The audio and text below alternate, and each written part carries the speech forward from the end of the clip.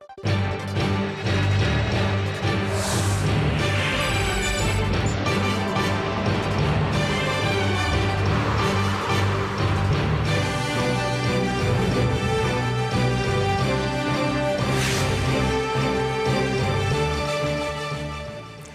to see you again. This is ARIRANG News live from Seoul. I'm Ji-hye.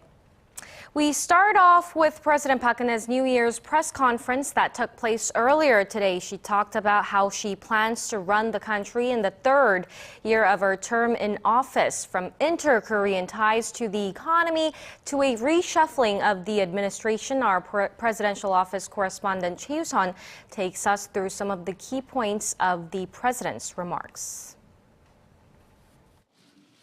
Addressing the nation on Monday, President Park pledged to lay the groundwork for a peaceful unification on the Korean Peninsula, as this year marks the 70th anniversary of the division of the two Koreas following their liberation from Japanese colonial rule. As a means to improve inter-Korean ties, President Park expressed her hope for holding reunions for families separated by the Korean War around the time of the Lunar New Year holiday next month. The president then said she's open to talks with her North Korean counterpart as long as it would help the two Koreas peacefully unite. 그 비핵화 같은 거 이거가 전혀 해결이 안 되는데 이게 전제 조건은 아니지만 이것이 해결이 전혀 안 되는데 평화 통일을 얘기할 수가 없거든요. President Park spent a large portion of her time talking about her economic innovation plan, saying this year will offer Korea a final chance to leap forward. She then told the nation she was sorry for the confusion that followed documents leaked from her office and vowed to ensure such acts are not repeated. Stressing how the prosecution has found no proof of her aides intervening in state affairs, the president said she has no plans to immediately replace any of them. As for her chief of staff, she said now is not the time to let him go. 이제 지금 여러 가지로 그 당면한 현안들이 많이 있어서 그 문제들을 좀 이렇게 수습을 먼저 해야 되지 않겠느냐. 그래서 그 일들이 끝나고 나서 또 결정할 문제라고 그렇게 생각을 합니다. It's clear what President Park's main goal is for this year, revitalizing the economy. But her firm position about her aides' alleged abuse of power and determination not to replace them anytime soon may deter parliamentary cooperation to secure legislative approval of the economy-related bills. Choi You-sun, ARIRANG News.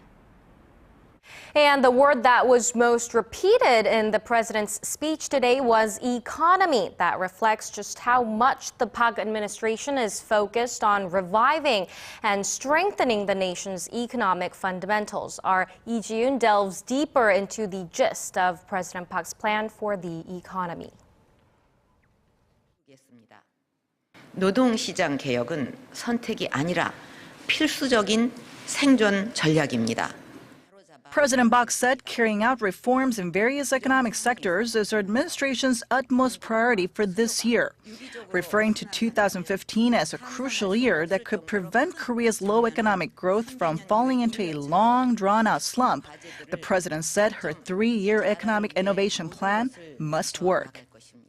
내수와 수출 이런 게 다 균형이 잡혀서 온기가 돌게 하는 그런 여러 가지 정책들을 올해 아주 모든 힘을 다해서 부지런히 실시를 하게 되면 우리가 지금 3.8%로 정부는 성장을 할 수 있다고 보는데 우리가 할 수 있다고 생각을 합니다. Pointing out that this cannot be achieved without help from related entities, the president called on trade unions and management to cooperate to pursue such economic growth. As for the possibility of a cut in the nation's key interest rate, the president said she will consult with macroeconomic policymakers so that a timely decision can be made when needed. Continuing to loosen regulations aimed at boosting the economy is also on the president's to-do list. 올해 2단계 규제 개혁을 성공적으로 추진하고 나면 기업과 외국인 투자자들은 더욱 자유롭게 투자할 수 있게 되고 She says that will lead to creating more jobs and greatly help in eventually reviving the economy.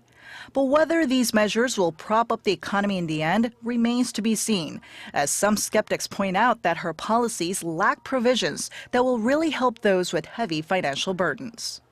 Lee Ji-yoon, ARIRANG News. Moving on to some international news, a massive unity rally took place in Paris on Sunday to honor the victims of last week's terror attacks. Dozens of world leaders joined the march amid some of the tightest security the world has ever seen as France remains on its highest state of alert. Our Son Jung-in reports. French officials have described it as the largest march in the country's history. An unprecedented number of people, estimated to be more than 1.5 million, took part in a unity march in Paris, holding Je suis Charlie or I am Charlie signs. The rally, led by relatives of the victims, began on Sunday afternoon at the Place de la République. And I think that we all have to fight for the values of our democracy, of the Republic, and that's why I think it's really important to be here today. The march was held in response to the cold-blooded killings that began last Wednesday in the French capital when two brothers, Said and Sharif Kouachi, raided the offices of the satirical magazine Charlie Hebdo. It ended on Friday with the brothers and another gunman, Amity Coulibaly, being shot dead by police, but only after more people had lost their lives. In total, 17 innocent people were killed during the 3 days of violence.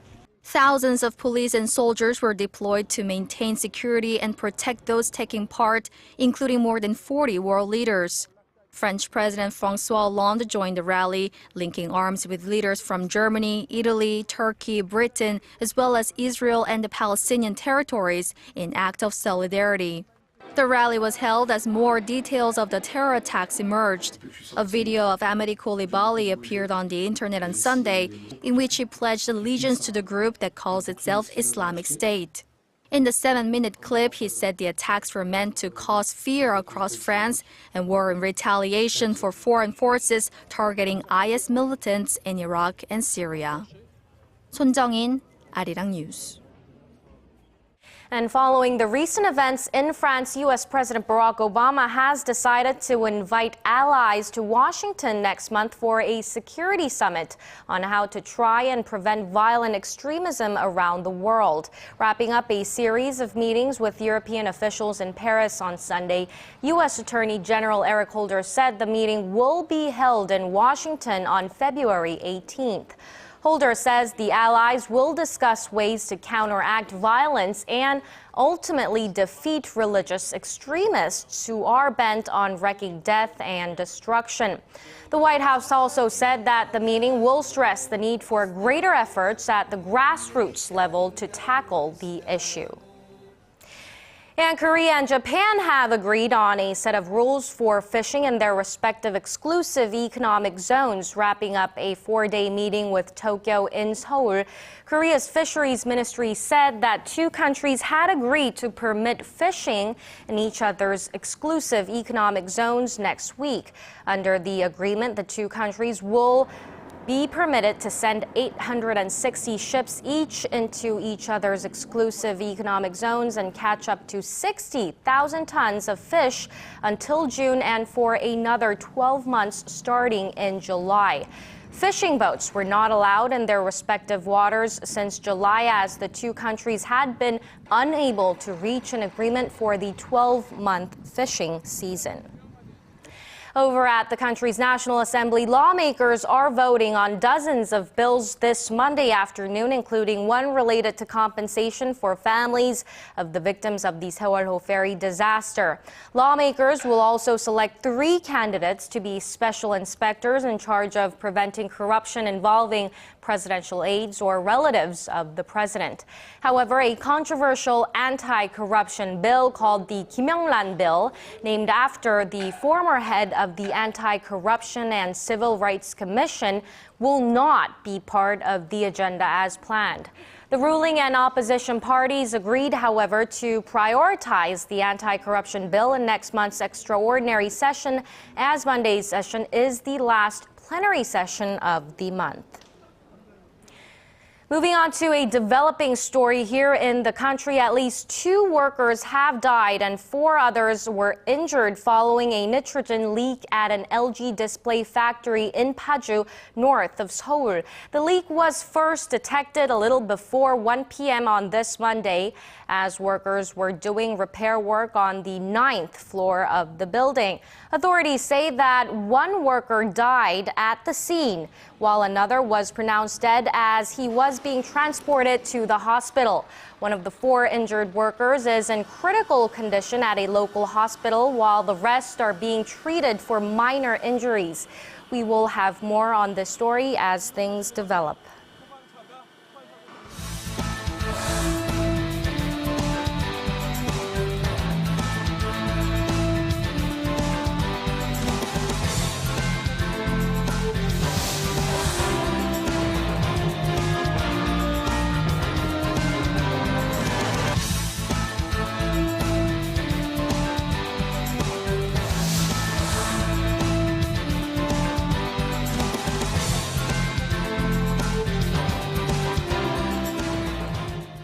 Korea's labor minister has vowed to push ahead with sweeping reforms to the labor market. Lee Gi-kwon says the government is particularly focused on preventing companies from exploiting temporary workers as cheap sources of labor that they can fire at any time. Kim Min-ji has the details. The government is poised to radically overhaul the labor market. In an interview with Seoul-based Yonhap news agency, Lee Gi-kwon, the Minister of Employment and Labor, said that labor, management, and government need to reach an agreement on how to reform the labor market by March. This as major labor-related laws will change this year. The push comes on the back of a high youth unemployment rate and a high proportion of temporary workers. The minister said advanced countries are modifying labor rules in response to the changing environment. But Korea still maintains laws and regulations drawn up when it was seeking rapid industrialization. And while it is important to achieve a goal of 70% employment from around 65% now, the minister said firms should not hire temporary workers just for the sake of boosting the rate, nor should they exploit the workers for cheap labor. He said the reform should be aimed at reducing the gap between workers in regards to wage and working conditions without cutting the number of jobs. He also called for a flexible wage and working hour system for workers approaching retirement, adding that a reward system should be based on performance and not seniority. Kim Min-ji, ARIRANG News.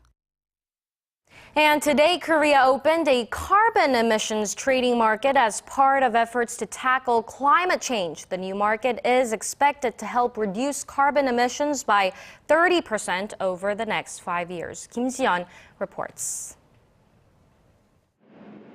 A carbon emission trading market opened at the headquarters of the Korea Exchange in Busan on Monday. More than 500 entities are participating in the market to buy and sell leftover emissions credits, much like a stock exchange. Through the trading system, Korea expects to reduce the amount of projected emissions by 30% by the year 2020. It will require continuous preparation and interest from business entities. Additional emissions quotas could be necessary if they're building additional plants. The government allocated nearly 1.6 billion tons of greenhouse gas emissions to around 500 participating companies. This round of emissions credits expires in 2017. Companies releasing more than 1 ton of chemical substances are required by law to participate in the emissions trading market. Among the participating companies are some of the country's biggest conglomerates, including Samsung Steel Industries and Hanwha Fine Chemical Corporation. Korea is the 7th biggest carbon emitter in the world, releasing nearly 2% of global greenhouse gas emissions. Kim Ji-yeon, ARIRANG News.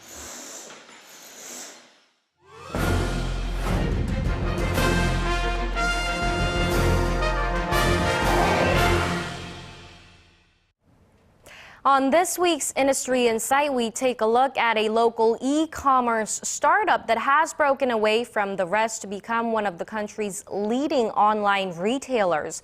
It's called Coupang, and its innovative strategies and breakneck growth have attracted investors from home and abroad. Connie Lee has more.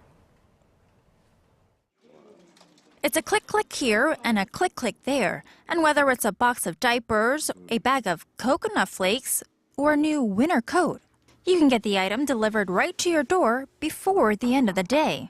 안녕하세요. 쿠팡에서 왔습니다. It's all done through Coupang, which promotes itself as the country's leading e-commerce company. The 4-year-old company has grown quickly. In January 2011, it recorded 1 million subscribers and around $270 million in transactions that year. But today, there's around 25 million subscribers, with last year's transactions projected to be about $1.8 billion.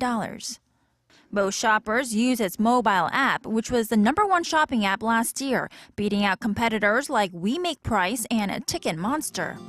Coupang started out as a daily deal site by Harvard grad Bum Kim, but is now a full-fledged e-commerce company with more than 2,000 employees who enjoy an open office space in Seoul that looks like it belongs in Silicon Valley. The Korean startup has attracted U.S. investors and most recently raised $300 million from a group led by BlackRock. Investors point to Coupang's same-day service model, mobile expertise, and online offerings as the features that make the company one to watch. Coupang says it knows how to lure in the customers, especially to its mobile app. You may think the secret is simply behind the design and layout, but in fact, there's a lot of technology and research that goes into this. We were able to keep up with that. The company also says there's nothing like its end-to-end customer service, which involves using its own delivery personnel, including the Coupang Man. The Coupang Man does not fly, but his services are compared to that through the company's so-called rocket delivery. This may be the key to getting repeat customers. It went from buying just necessities and grew into just buying basically everything. I met with one avid user. So a lot of times I'm not home when they're delivering something, but they always send me a message. They even take a photo, and then they send me the text message, this is where we left it. So I'm almost 100% sure I'm going to be getting the item that I received, which actually hasn't been the case when I've used other services. Coupang has even given new life to businesses that have partnered with it. This online shopping mall, which specializes in trendy, feminine pieces, has seen its annual sales increase 20-fold after partnering with Coupang to sell its items. The marketing and promotion of my brand through Coupang was incredible. Led me to sell 10,000 items in a day. I've now expanded my business and created another brand. As for Coupang's future, Willis says it wants to solidify its position as a top online retailer here in Korea and expand its delivery service before branching out to the world. We hope that one of these days, people will look back and ask themselves, how do we ever live without Coupang? Connie Lee, ARIRANG News. With the largest number of golf simulators anywhere in the world, screen golfing is big business here in Korea. And now, in the city of Daejeon, a golf theme park opened, and it has its eyes on becoming a global golf landmark. Kwon So-ah has this story. It's a paradise for golfers, indoors and outdoors alike. A golf theme park in the central city of Daejeon has opened for golf lovers of all ages. The park boasts upgraded screen golf facilities that make virtual indoor golf more real than it's ever been before. I like that you can play on real grass. It's better to practice here than at other indoor facilities because my shots feel more precise. The new space not only offers fun for the whole family, but also gives opportunities for young players who want to hit the big time. The park has a special training academy with simulation golf competitions that should help foster the next generation of Korean golfing superstars. And that's not all. Various cultural activities can be enjoyed for residents and visitors all across the nation and the world. There will be a space for performances like musicals too. We are looking forward to welcoming Koreans and foreigners who want the total golf experience.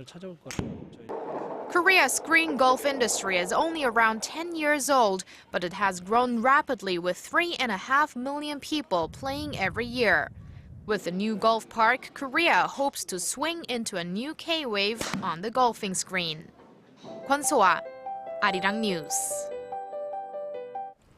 Now, we'll be getting to the weather shortly, but it's mid-January, so as you'd expect, it's very cold here in Korea. The sub-freezing temperatures usually mean surging heating bills, which add an extra expense to households already struggling to get by. So, with some tips on how to better insulate your home and hopefully save you a little extra cash, here's our Polly. Shielding your home from the frigid outdoor weather can be easy and cost-effective. A roll of bubble wrap is one of the most popular items used in Korea to help keep indoor temperatures warm in the winter. But is there something better? This new product on the market aims to answer that question by using a spray-on type of insulation. In a comparison test, one window pane is covered with bubble wrap and another sprayed with the liquid-type insulator. 30 minutes later, the surface temperature of both windows are measured with an infrared camera. The window with the bubble wrap measures 18 degrees Celsius or 3 degrees higher than before, while the one sprayed with the organic silicone reads 19 degrees. Overall, both show welcome results without costing a fortune. Effectively managing heating systems can also lower monthly costs. This device, called Smart Valve, helps regulate room temperatures automatically. The wax compound is designed to expand inside a gas valve in the presence of excessive heat, which blocks off the pipe. It reopens again when the temperature drops as the compound contracts. Sometimes I forget to turn off the heater before I go out and then my gas bill skyrockets. But after using the smart valve, I'm saving 30% on the average cost. The device can also centralize heat to a specific area, helping to reduce energy usage. Unlike a heating system that detects the air temperature, the smart valve measures the temperature of the floor, thus enabling to balance the room temperature in a more effective way. These are just some of the many simple and efficient ideas that can help you keep warm during this chilly winter season without breaking the bank. Paul Yi, ARIRANG News. Modern art from Korea is gaining a foothold in the global art community, and our Im Yoon-hee takes a look at a couple of artists who have helped pave the way for their peers. It's reminiscent of Michelangelo's classic statue of the Virgin Mary. But it's got an odd twist. Korean iconic media artist Lee Nam is no stranger to blending the old with the new, and the East with the West. He takes the familiarity of classic works of art and adds a new media twist, like in his work, Why Jesus Christ Shouldered a Television. The barriers between mediums are blurred as he experiments with ideas, creating unique blends of culture and time.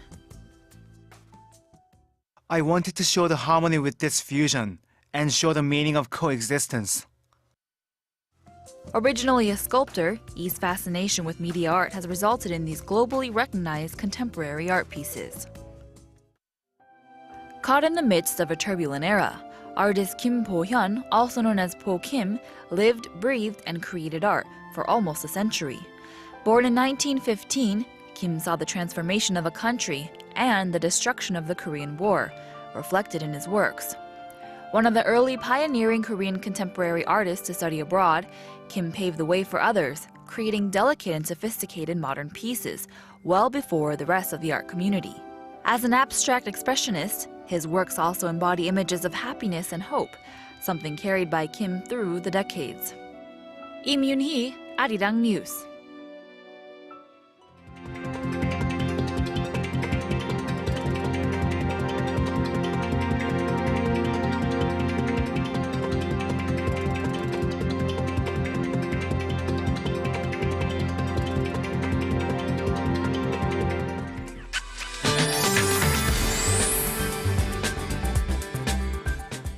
Hello and welcome back, everyone. I'm Michelle Park here with the latest weather forecast.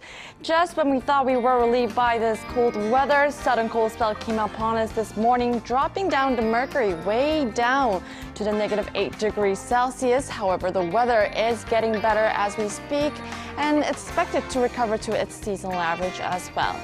Now, the highs will be ranging between 2 and 8 degrees depending on the regions. Now, dry weather alert has also been issued over in Gangwon-do and in some parts of Gyeongsang-do provinces as well, and so make sure to be alert of any possibility of fire starters. Now, besides that, clear, bright skies are upon us due to the high pressure front that's above in China. And taking a look at the readings for today, Seoul will be at 3 this afternoon, while Gwangju and Busan will be reaching around 5 and 8 degrees. And moving over to other regions, Jeju-wan gets up to 8 as well, Dokdo down to 2, while Mangungang reaches below at -2 degrees. Well, that's all for now, Michelle Park, and here's a look at the weather conditions around the world.